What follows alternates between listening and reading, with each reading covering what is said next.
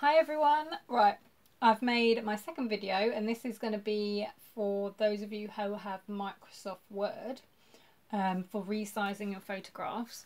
Now I do apologise, my version of Microsoft is old, as in 2003, so there may be some slight differences if you have a newer program of Word, but it'll be similar, I would think. If anywhere, I might say that a different area where it might appear on your program, but it will still work in the same way. So it'll just show you how to get your photo in, how to generally resize it, and what I do just to get the photos on the page.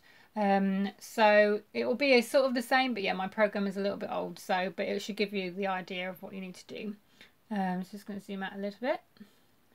So on Microsoft Word, to get your photo in, so compared to a Mac, on my previous video I just dragged and dropped, but in Microsoft Word you need to go to Insert at the top and find Picture, and then you want to do From File, and then your photos will come up again if you save them on your desktop in a folder, or if you save them in your My Pictures, so wherever you save them, and then select the photo that you want. I'm going to choose a landscape photo this time, just to show you that you can possibly put a landscape one in, and I'll actually show you in the book that you can either do it actually landscape. I wouldn't suggest doing many of those, or you can take a landscape photo, and if the subject of the photo is sort of in the middle and it's small, you'll be able to fit it in and make it actually a portrait photo for you to include. So let's insert that. Now at the moment that's upside down. See, so in my Microsoft Word, once you've inserted a photo, my toolbar, there is a toolbar at the top here, which has different things that you can do for your photo. Let me just see if I can move this. Oh, I can. Right, so this is the toolbar. So I'm just going to put this to one side over here. So for my photo now, I just want to make it the right way. So there's like a rotate one. So I'm just going to click that to rotate it to how I want it. So that's rotated it. And then what I'm going to do is, similar to before, I'm going to crop this photo.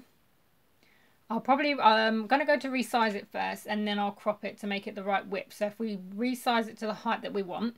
So to resize your photo, again, similar with a Mac, you double click the photo. There we go.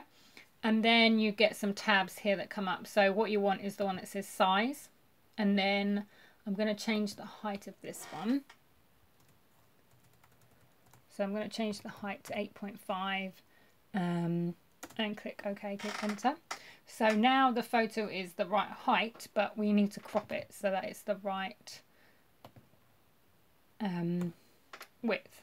So on this picture toolbar that you have, there's one that says crop. So if you click on crop, then you'll see the little black markers come up around your photo, and you're going to use these to crop your photo. So just going to take it in. Now the annoying thing about this is I can't see the size that I'm cropping it to, so I'll have to double check in a minute by just double clicking on the photo. So I think I'm going to need it a bit narrower than that, so let's just take it in a bit more, and then what I'll do is I'm just going to double click to see where we're at. So if I go to the size, so at the moment we are on a width of 5.4. So I'm probably going to leave it like that, because it's difficult sometimes to get the exact size unless you constrain your proportions and put it in. But like I said, if you constrain the proportions, it will distort your photo. So you want to keep that constrained and use the crop function rather than doing that. So there you go. You can take a landscape photo and make it portrait, which you can then put in your pocket frame. And looking at the photo, and then if I take my pocket frame here, so that's quite good. I mean, like, if I don't want this bottom part to be seen, that is going to get covered up by this, and then I'll see more of the top. If I wanted that in the photo, I'd need to leave a white space here. So when I print my photo out, if I leave enough of a gap, I can then cut and leave that bit there, and then we can just trim off the top. So if you watch even if you don't have a Mac, if you watch my previous video, I'll go into a few bits about the photos which you might just want to listen to, and it's got a bit about portrait. So this is mainly just to show you how to do it in Word. So that's that photo. Now if you want to move them around, now if you see at the moment I can't really move it. It comes up with this cursor. If you like moving your photos that way and you've got a way that you do it, you can stick with that if you're used to Microsoft Word and you know how you want to arrange your photos. But I click on the photo and use this toolbar, and there's a picture of like a box and it's got like a dog in it, and it's called text wrapping, and that's the setting that it's on. But if you click on it, it will give you options. Now I always choose an option that says through. To me, that allows me to move the image around without much problem at all. So once I've done that, and then when I insert another photo and put it in, if I then change the setting of that photo to the through setting, it will allow me to sort of position them next to each other, and they shouldn't move around too much, because sometimes Word can be a bit funny with where you put your images on your document. Again, if you know a bit more of using photos on Microsoft Word, then there might be a setting you know that you can use, but that's just the one that I use.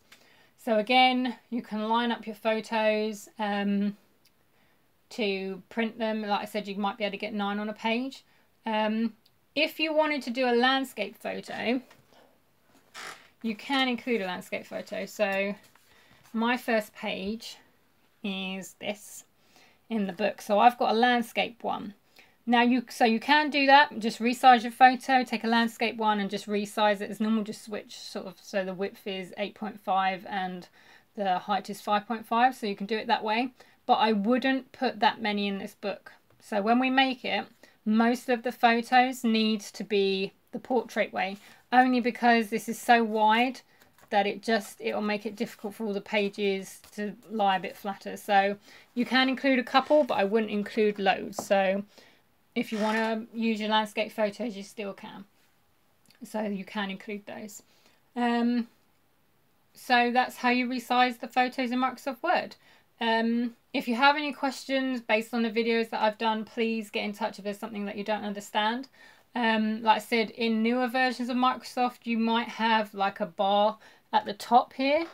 So you've got your picture bar here, but on the main toolbar up here, I think sometimes in the newer ones, they might actually have the sizes of the image. If you click on it, they might come up there.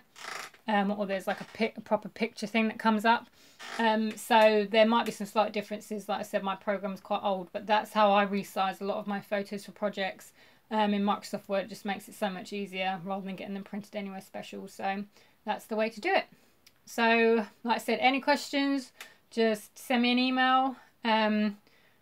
And I'll try and get back to you. But like I said, watch this one and also watch the Mac one if you haven't yet done so, just because there might be a few more hints and tips about the photos in that video that you can still apply if you're using Microsoft Word.